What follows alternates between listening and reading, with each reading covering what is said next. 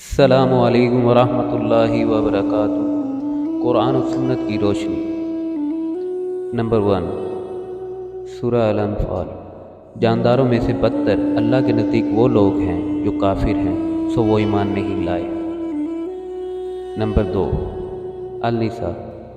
اللہ تمہیں حکم دیتا ہے کہ امانت والوں کی امانتیں ان کے حوالے کر دیا کرو۔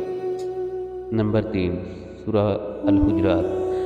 اگر مومنوں میں دو فریق باہم لڑ پڑے تو ان میں صلح کروا دو۔ نمبر 4، بخاری شریف۔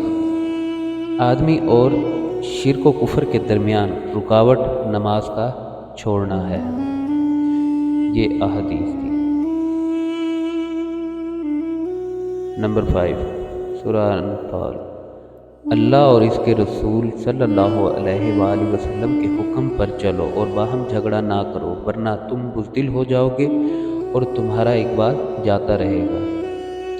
جزاکم اللہ خیر۔ السلام علیکم۔